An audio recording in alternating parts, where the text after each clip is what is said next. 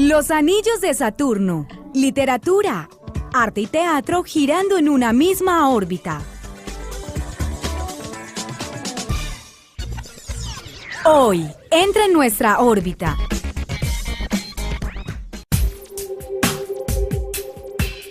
Winston Morales Chavarro, Neiva, Huila, 1969. Comunicador social y periodista, magíster en estudios de la cultura, mención literatura hispanoamericana, Universidad Andina Simón Bolívar, Quito.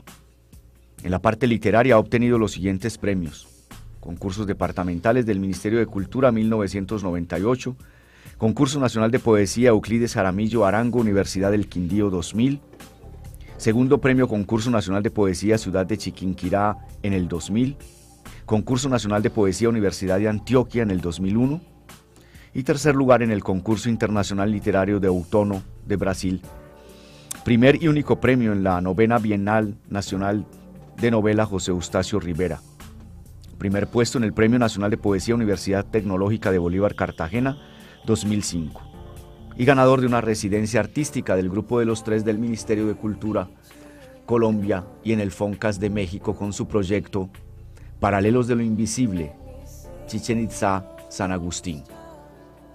Winston Morales ha publicado los libros de poemas Aniquirona, 1998, La lluvia y el ángel, 1999, De regreso a Chujaima, 2001, Memorias de Alexander Bruco, 2001, Suma Poética, Altazor Editores, 2005.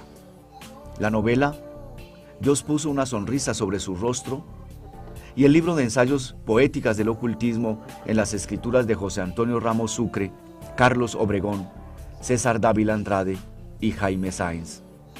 En la actualidad se desempeña como profesor de tiempo completo en la Universidad de Cartagena, Bolívar, Colombia.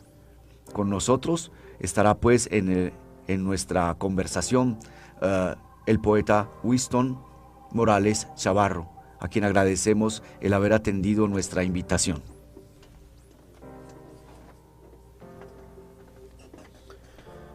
Este poema se llama Ícaro y pertenece al libro Camino a Rojitama, que fue publicado en el año 2010. Tus ojos son mis alas. A través de ellos me descubro y veo la vida sin dobleces, sin sombras. Cuando tus ojos me confrontan, cuando vienen sobre los míos, sé que son mi vuelo, el motor de lo estacionado, la cera perdida que cose mis plumas. Y cuando desnudo me remonto a las alturas, tus ojos me dan la claridad para salir de ciertos laberintos, me dan las alas, la simetría de un ángel ortodoxo, la tranquilidad de caer sin lograr el purgatorio o las brasas del que peca. Tus ojos me hacen libre, me redimen de cadenas ganadas con el tiempo, fraguadas por mi condición de hombre, mi circunstancia de cordero fuera del astil. Cuando me vislumbras, cuando elevas tus ojos a mis latitudes, me siento un ángel patriado en tu universo, el hombre recuperado, el pecador feliz de su destierro. Tus ojos son mis alas, el motor que nunca tuve, la hoguera que calcina y quema. Tus ojos, perdición, pecado, alimento. Todo poeta, podríamos decir, tiene una poética, por medio de la cual realiza su tarea poética o su suma poética. ¿Podrías indicarnos 2 o 3 elementos esenciales, básicos a tu experiencia poética, a tu búsqueda poética? Bueno, Oscar, muchas gracias por la invitación. Yo creo que elementos bien importantes dentro de la poética de Winston Morales Chavarro, desde su primer libro hasta su último libro, es la mitología. La mitología personal y la mitología ya existente. La mitología personal con el surgimiento de Aniquirona, De regreso a Chuaima y Memorias de Alexander de Bruco. Y la mitología ya recreada, pero ya existente, con el libro Camino a Rojitama y con el libro La ciudad de las piedras que cantan. Es decir, la mitología por un lado, lo onírico por lo otro, y también la muerte como un elemento absolutamente vital dentro de la poética de Winston Morales. Haciendo allí una indicación que muestras esta inclinación por lo mitológico. ¿Cómo conectas tú lo mitológico, eso que tanto te obsede y te lleva y te invoca, con lo que podríamos llamar la vida cotidiana? ¿Cómo se involucra el mito con la vida cotidiana? Bueno, precisamente, y tu pregunta es muy inteligente, Oscar, precisamente en la deconstrucción, en la construcción, en la recreación, en el crear de nuevo ese mito, tanto griego como maya, como judio-cristiano, es justamente humanizar por un lado a estos personajes como Sansón, como Dalila, como Eva, como Adán, como Caín, humanizarlos, darles una lectura nueva, revitalizarlos, humanizarlos y lógicamente, digámoslo así, relacionarlos con una cotidianidad, ¿no? De todas maneras, en ellos hay elementos que se repiten en los seres humanos, la pasión de David, por ejemplo, la traición por parte de Caín a su hermano, es decir, son elementos que se viven repitiendo cotidianamente, ¿no? Entonces hay una conexión muy fuerte porque yo me alejo un poco del mito tradicional como tal y lo que hago es como una recreación y como un replanteamiento de esos personajes, no solamente del mito judio-cristiano, vuelvo y repito, sino también del mito griego. Manteniendo el hilo de lo que estamos conversando y bastante tenso, esa relación entonces mito-naturaleza, ciudad, porque tú eres también un hombre de ciudad, un poeta de ciudad, en contacto con la ciudad de manera constante, ¿cómo se equilibran, se mantienen, armonizan naturaleza, mito y ciudad? Bueno, yo soy un hombre, lógicamente, que trabaja en la ciudad, pero que tiene un espacio bucólico muy adentro, de la niñez, de la juventud, incluso todavía de la madurez. Hay un lugar que se llama Rojitama que realmente existe y que es un lugar que sin lugar a dudas me ha permeado todo el tiempo, en donde está siempre presente lo bucólico, ¿no? Pero también, por supuesto, como tú dices, conectado con la cotidianidad y conectado con la ciudad. Yo creo que esa parte de la ciudad se ve sobre todo en mi novela Dios puso una sonrisa sobre su rostro. Digamos que hay ciertas situaciones, por ejemplo, de regreso a Chuaima. Sí. Chuaima es una ciudad onírica, es la ciudad que habita esta mujer que se llama Aniquirona, pero que sin lugar a dudas, a pesar de la naturaleza que está allí presente, sin lugar a dudas también hay unos elementos y unos resortes muy comunes de la ciudad o de cualquier otra ciudad del mundo, ¿no? Lógicamente que ciudades no tan caóticas como Nueva York o como Río de Janeiro, sino ciudades en donde todavía la presencia de la naturaleza es aún muy fuerte. Fíjate que ahora mismo que estoy aquí en Medellín me he dado cuenta de que lo natural, la naturaleza, a pesar de todo lo que se presenta en la ciudad, de todos los conflictos, de todas las contradicciones, de todo este caos que se genera a partir de la movilidad, todavía es elemento natural. Ayer, por ejemplo, estuvimos en el pueblito Paisa y ahí en una fuente estaba un par de pájaros bebiendo agua, o también, por ejemplo, en Sabaneta, ¿no? Ver uno todo este espacio bucólico, este espacio natural que está muy presente todavía en las tradiciones y en las costumbres de la gente de la ciudad, ¿no? Entonces eso también, por supuesto, está presente en la poética de Winston Morales. En tu poética, yo como lector observo que observe y determino un poco la relación que tú mantienes a veces tormentosa o no sé qué tanto entre la palabra y el lenguaje. Esa relación que tú estableces entre palabra y lenguaje en tu poesía, ¿de qué se trata? Bueno, yo soy un amante del lenguaje, un amante de la palabra y sobre todo, Oscar, un amante de la música, ¿no? La música, por supuesto, siempre estará presente en la palabra a través del tono, a través del ritmo, a través de esa vibración interna que lleva el verso, que lleva la poesía. Entonces, sin lugar a dudas, hay una musicalidad. A mí, desde mucho tiempo atrás, me apasiona demasiado, me apasiona mucho poetas como Walt Whitman, precisamente por esa musicalidad que generan dentro del texto, ¿no? Y también, hablando de un caso concreto de Colombia, pues Aurelio Arturo o el mismo León de Greiff, que son hombres absolutamente musicales, ¿no? Entonces, la música está presente, ese amor mío por la música ese amor por el jazz, por la bossa nova, por el blues, por el rock en español, también está presente en la poesía, y lo que trato cuando escribo es de que haya muchas imágenes, ¿no? De que hayan imágenes y que haya un ritmo.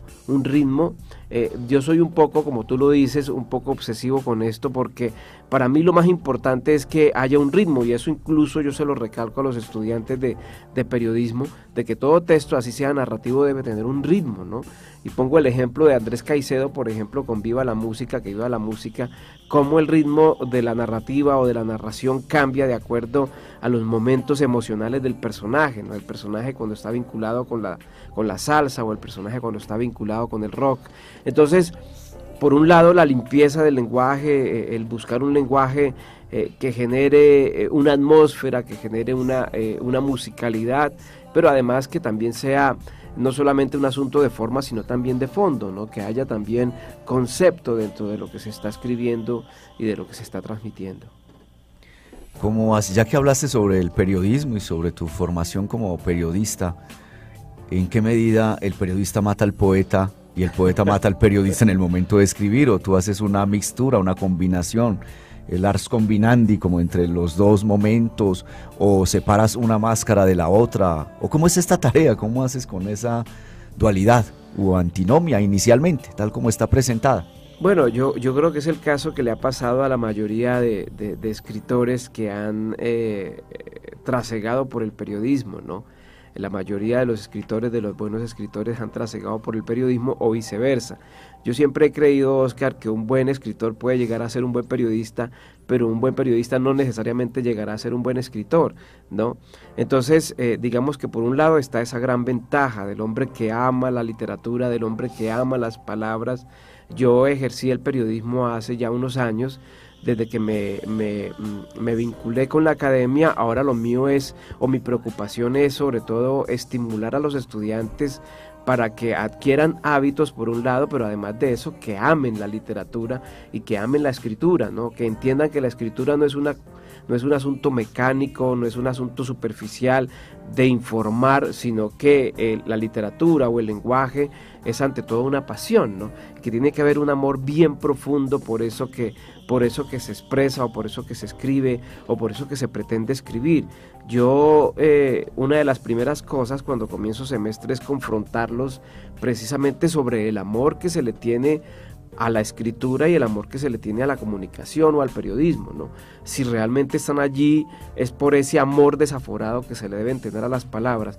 Entonces, digamos que yo creo que la literatura no pelea con el periodismo, más bien lo nutre, más bien lo llena de vida, más bien lo fortalece, y lógicamente que en algunos momentos el periodismo, por su naturaleza a veces mecánica y a veces fría, sobre todo con la elaboración de los géneros periodísticos más inmediatos, se aleja un poco de la poesía, ¿no? Pero ya lo que es la crónica, lo que es el reportaje, incluso lo que es la columna de opinión, que yo en algún momento he dicho que la columna de opinión es como un ejercicio liberador, porque le permite a uno no solamente confrontarse, sino confrontar.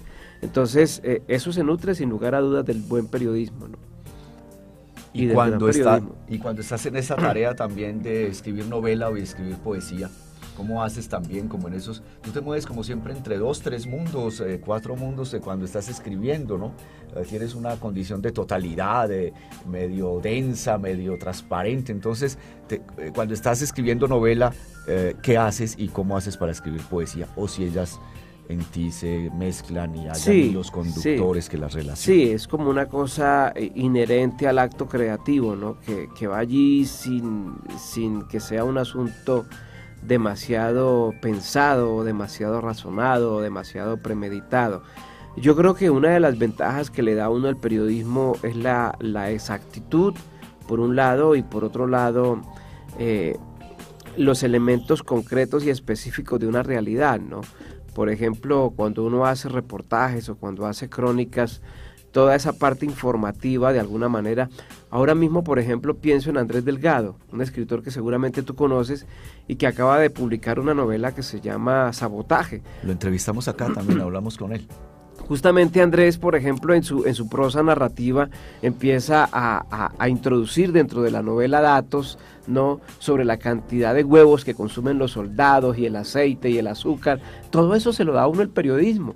Fíjate, a veces puede sonar un poco periodístico el asunto, pero es como un hilo delgado, ¿no? Ey, no te pases para allá demasiado porque esto se convierte como en un reportaje o se convierte como en otra cosa. Pero él mantiene ese equilibrio y luego de dar esa información vuelve a esa fuerza narrativa que sin lugar a dudas lo penetra nuevamente al campo de la novela, ¿no? Entonces, eso, yo creo que los géneros se nutren, se complementan, no se contradicen, sino más bien que interactúan, ¿no? Y hay una interacción allí entre lo poético, por ejemplo, cuando uno lee a García Márquez, toda esa poesía, o el mismo Juan Rulfo, ¿no? Toda esa poesía que hay en Rulfo, en Pedro Páramo, por ejemplo, o en sus cuentos, es sin lugar a dudas una poesía que no se desprende de su novela, sino que lo va acompañando. En tu ya búsqueda de, llamémoslo por ahora, la manera de Balzac, la búsqueda de lo absoluto, has tenido, sí, ya contactos que se revelan en tu libro sobre las poéticas del ocultismo. ¿En qué medida y por qué te interesaron esos 4 poetas más que otros en relación con el ocultismo y que tienen que ver José Antonio Ramos Sucre, Carlos Obregón, César Dávila Andrade y Jaime Sáenz con tu poética? Bueno, excelente pregunta, Oscar. Sin lugar a dudas, uno busca a sus iguales, ¿no? Es decir, yo creo que son muy pocas las veces que uno hace lo que no ama, que uno... Facundo Cabral decía por allí que quien trabaja todo el día en algo que no ama, así lo haga todo el día, pues es un desocupado, ¿no? Y yo realmente desde muy pequeño amo el ocultismo, amo el esoterismo, amo todo lo que tiene que ver esto con las ciencias oscuras, con la cábala, con Hermes Trismegisto. Leía a Hermes desde que estaba muy pequeño, los 7 principios herméticos, el Kybalión, y eso de alguna manera, como decías tú anteriormente, lo va determinando a uno, ¿no? Esa determinación que de alguna forma lo define, pues me llevó a acercarme a intelectuales, como es el caso de los intelectuales que tú mencionas, ¿no? Son escritores que de alguna manera se acercan a mí o se aproximan a mí o me acerco yo a ellos, porque sin lugar a dudas son mis mayores, son padres, al igual que muchos otros escritores como José Gorostiza o Javier Villaurrutia o Jorge Cuesta en México o el mismo Ali Chumacero, bueno, en fin, una gran cantidad de escritores que de alguna manera, y ahora que tú citabas a Balzac, por ejemplo, Balzac, Apuleyo, el mismo Homero, Dante Alighieri, todos estos escritores que de alguna manera cifraban el lenguaje para hablar de otras cosas o para hablar de cosas más profundas sin ser detectados. Por ejemplo, Goethe tiene una novela fantástica que se llama La Serpiente Verde, o el mismo Fausto, ¿no? Entonces utilizaban una escritura cifrada como para empezar a profundizar sobre muchas cosas que el resto del mundo no podía conocer todavía, ¿no? Entonces yo me acerco a estos escritores por esa justa razón, ¿no? José Antonio Ramos Sucre fue uno de los más obsesivos, quizás. Yo siempre he creído que los más elaborados de los 4 son José Antonio Ramos Sucre y César Dávila Andrade, ¿no? Creo sin lugar a dudas, a pesar de que mucha gente diga que el gran poeta de Ecuador es Jorge Carrera, para mí el gran poeta de Ecuador es César Dávila Andrade, y Carlos Obregón y Jaime Sáenz, pues además de que todos estuvieron muy cerca, muy conectados con esta corriente del ocultismo, fueron suicidas todos, ¿no? Todos se suicidaron, salvo Jaime Sáenz, que no logró su cometido, pero bueno, al menos lo intentó. Pero José Antonio Ramos se suicida, Carlos Obregón se suicida, y esto sin lugar a dudas tiene que ver justamente con eso que tú preguntabas, ¿no? Ese deseo de plenitud, de totalidad, de alcanzar el infinito y de lograr ciertas cosas que a lo mejor en su condición de seres humanos no lo lograban, sino a través única y exclusivamente de la imaginación y del arte y de la escritura y del arte creativo, ¿no? Entonces esos son poetas que sin lugar a dudas tienen que ver conmigo, que me hablaron. Yo te puedo decir, Oscar, a mí sin que tú me lo estés preguntando, que yo supe de Antonín Artaud, por ejemplo, a través de sueños, sin saber que existía. O que, por ejemplo, antes de publicar mi primer libro y antes de ilustrarlo, supe de William Blake antes de saber de William Blake. Entonces son situaciones bastante curiosas que lo conectan a uno justamente con esto de lo extrasensorial, de lo, no digamos de lo paranormal, ¿no? Sino más bien de lo metafísico, de estas cosas que van más allá de los sentidos y de que el ser humano común y corriente puede percibir.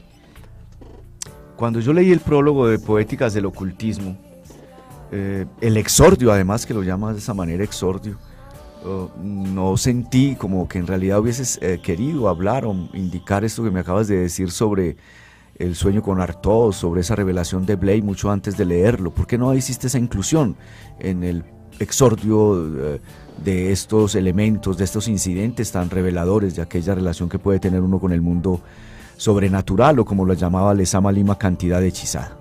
Desafortunadamente, Oscar, yo creo que la sociedad, incluso la sociedad de los escritores, se ha vuelto absolutamente racional. Fíjate que, por ejemplo, mucha gente, no sé por qué lo hace, yo pienso también lo mismo, de que la escritura es trabajo, dedicación, pero también hay que creer en una inspiración. O sea, yo también creo en unos espacios propicios, en unos espacios ideales. Entonces, cuando uno habla de estas cosas que aparentemente son descabelladas, pues hay mucha gente que no las toma a bien, ¿no? Y como te digo, incluso entre los mismos escritores, como dudando de la propia esencia y de la propia naturaleza del arte creativo y del arte en general, ¿no? Entonces pensé que eran situaciones muy, por ejemplo, cuando yo te voy a hablar de Aniquirona, de los comicios de Aniquirona, de los sueños que tuve con este personaje, cuando supe de la existencia de ese libro, pues son cosas que las prefiero hablar contigo de manera muy personal y muy íntima. Es más, si sé que Oscar es receptivo a eso, si yo veo que Oscar no es receptivo, pues ¿para qué lo voy a hablar? Entonces pensé que no era apropiado meter en un libro de ensayos unas experiencias muy personales. En otro libro que se llama Literatura y Ocultismo sí lo hago, ¿no? Sí lo hago, ese está inédito, sí lo hago. Hablo justamente de todas esas cosas y de los laboratorios de alquimia que, perdón, que tuvo entre otras el mismo Goethe, ¿no? O de las sesiones espiritistas que hacía el mismo William Butler Yeats, Premio Nobel de Literatura, ¿no? Entonces, digamos que es como cuidándose un poco, o cuidándome un poco de esa excesiva racionalidad que le ha hecho tanto daño al arte contemporáneo. El conocimiento que te proporcionan estos libros, ¿de qué índole, naturaleza es, cuando tras haberlos leído, los libros del ocultismo, el rosacrucismo, de Hermes, Trismegisto, etcétera, Paracelso, qué causan en ti y cómo después de leerlos, poseerlos, te hacen observar un río, una piedra, una nube o una tormenta? Una buena pregunta, Oscar, sobre todo porque digamos que la cotidianidad, que la academia incluso, la universidad, incluso la ciudad, todo esto es lo que tú te enfrentas a diario, la congestión, la movilidad, te absorben y te absorben y te absorben y te atrapan y te van alejando como de una realidad objetiva y total, ¿no? Entonces uno se mete como en una realidad inmediata, que es la que tiene que ver con todas estas prisas y estos afanes, y se olvida de la trascendencia, ¿no? Y digamos que cuando tú vuelves a estos libros como que te vuelven, te ponen como el polo a tierra, ¿no? Te ponen nuevamente el pie sobre la tierra y te dicen, mira, que todo es mental y que la trascendencia va más allá de los sentidos. ¿Cómo miro yo las cosas? Por ejemplo, ahora que estuve en Guatapé, en ese peñón maravilloso, yo tengo un poema que se llama Las Piedras, y el poema dice al final, las amo por sabias y no por duras. Y en el peñón yo ponía la mano sobre el peñón y pensaba, ese poema lo escribí yo antes de conocer esta piedra, o este poema lo escribí yo pensando en esta piedra, o este poema lo escribí yo ya después de haber conocido esta piedra. No sabría decirlo, a lo mejor me antecedo o me anticipo a las cosas que van a ocurrir, porque ese es el arte creativo, ese es el arte de la creación, ¿no? Entonces, digamos que todas estas lecturas de las que tú estás citando, el Kybalión, por ejemplo, los principios herméticos, el principio de correspondencia, el principio de polaridad, el principio de mente o de la mentalidad, pues lo llevan a uno nuevamente como a recogerse, a recuperarse y como situarse nuevamente sobre lo trascendental, sobre la trascendencia, ¿no? En ese momento de la percepción, yo insistiría sobre la percepción.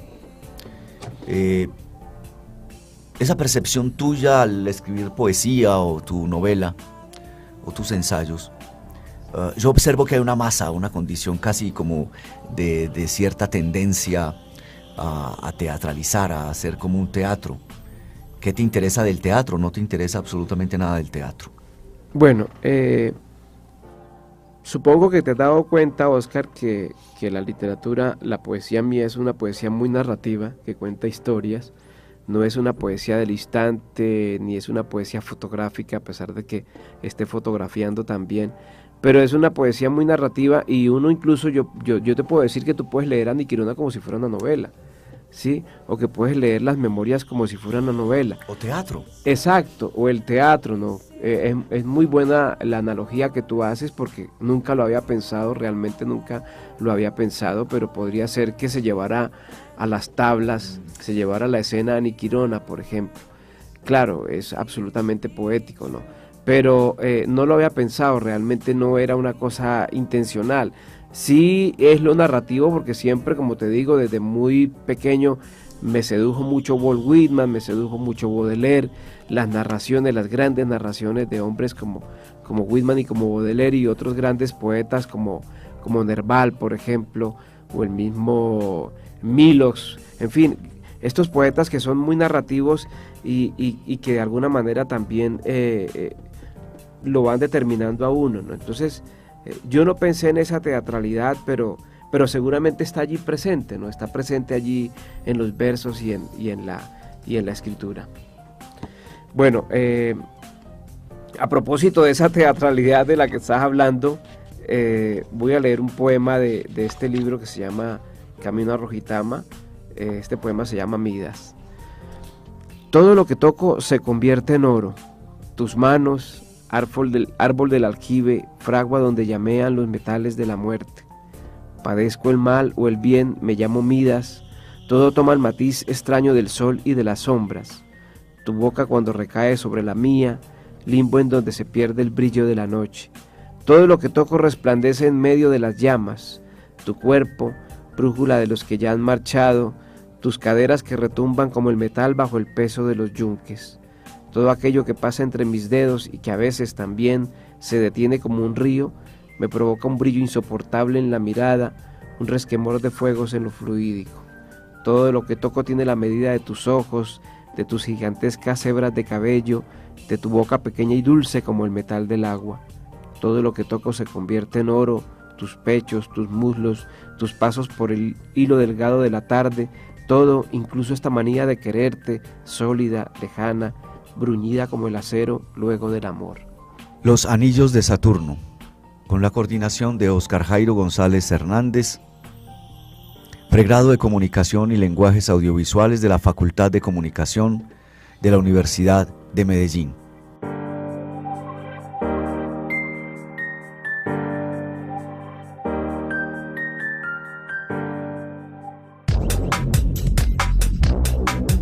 Aquí terminan Los Anillos de Saturno, donde la literatura, el arte y el teatro giran en la misma órbita.